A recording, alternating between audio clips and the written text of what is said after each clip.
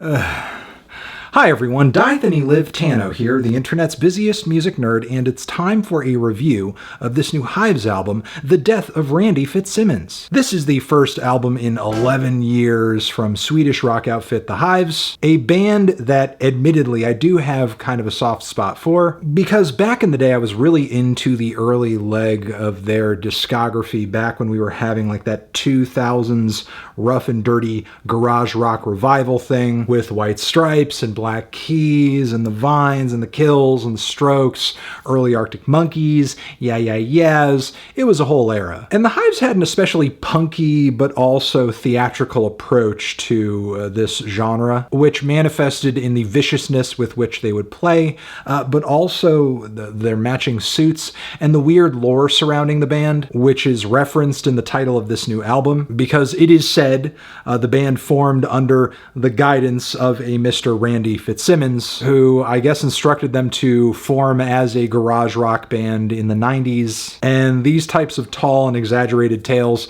are nothing new for garage rock. I mean, the Strangeloves, who originally wrote the hit I Want Candy, were nothing but a trio of studio musicians and producers originally. But when they formed this band, they pretended to be brothers who were also Australian and grew up on a sheep farm. And they also posed with African drums and wore zebra print vests on the cover of the only record they dropped, which I guess was an attempt to play at some kind of exotic aesthetic. It was the 60s. Everyone was insane. But yeah, I guess on this new Hives album, Randy Fitzsimmons is dead. And I don't know exactly what that means for the band. It's not something that they sing about at length within these songs. But I will say maybe this narrative shift is representative of a kind of creative freedom for the band. Because while there are plenty of rockin' garage punk anthems on this thing to be had that sound like classic Hives, there are also quite a few breaks in character too, dramatic moments, like Stick Up, which is a devilish and brooding cut with these very, very low down horn sections. Whole thing sounds like the soundtrack to a nasty mobster movie where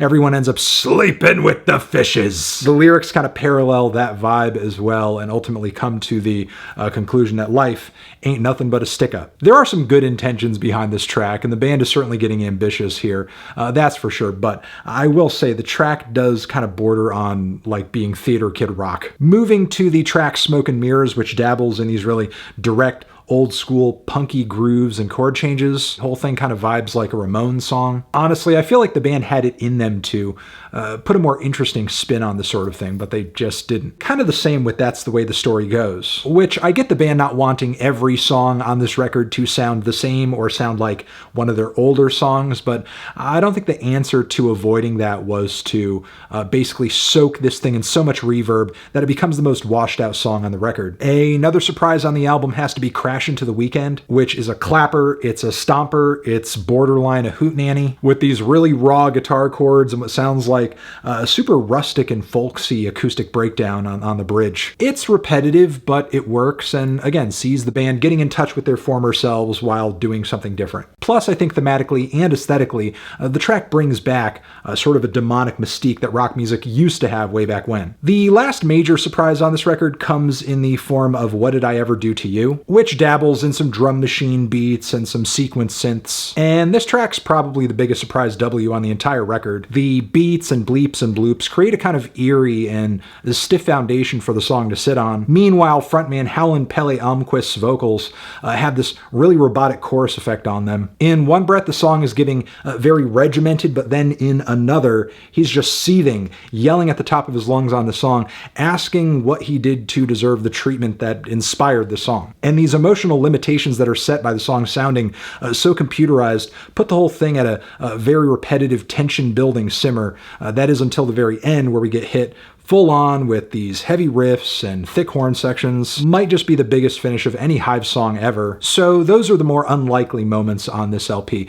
Beyond that, there are actually quite a few songs that show the Hives kind of sticking to their guns and sounding good doing it, which in a way is surprising considering the different creative roads their garage revival contemporaries have been on since the early 2000s. But here the Hives are with the opening track BOGUS Operandi, which is hitting us with speedy riffs, infectious choruses, and some shouty lead vocals as well. Whole thing sounds like it could have been on their record Veni Vidi Vicious, except maybe this time around the guitar tones are sounding a bit more blasted out and chunkier, like something off of a Queens of the Stone Age album. And yeah, the song kicks ass. It rules. We also have the very short Trapdoor Solution, which has grown on me since I originally heard it.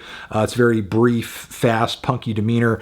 It's mega distorted too. It sounds like something from their Barely Legal album from 1997. Then Countdown to Shutdown follows very much the same formula that Bogus Operandi did, and gets just as much gold out of the formula in the process. Then on Rigor Mortis Radio, the band embraces some very campy old school rock tropes with some vintage riffs and some hand claps. Pele vocally is acting more on this track than I think he has on a lot of the songs I brought up so far, really painting a character portrait of this powerful egomaniac who is shutting down the asks, needs, advances of other people. He's declining offers. He's deleting emails. Again, it's dramatic, but also rocks. There are a few other moments where I think the Hives are up to their old tricks. There is Two Kinds of People, which has a pretty funny hook, putting against each other women and men, cops and police, friends and enemies, describing each of these pairs as being two kinds of trouble. There's also the bomb that, is very fast paced, is very in your face, but I found the chorus on this one to be maybe a little too campy and obnoxious, almost heading in that novelty garage pop direction, like My Boyfriend's Back sort of thing, but obviously not as intentionally cutesy. They're kind of hitting us with these words of, he a bomb, we a bomb, he a bomb, she a bomb, we're blowing up tonight.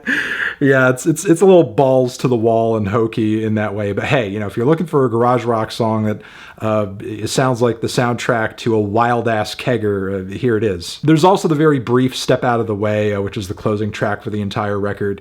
It is fast and it is very explosive, and it's cool to hear the band kind of playing with this amount of fire and energy after all of these years. But I do think after waiting for so long for a new album, this is a kind of unceremonious closer. But still, overall, it is cool to hear the Hives back and sounding pretty Veni Vidi Vicious at this point in their career. Yeah, feeling a light to decent 7 on this one.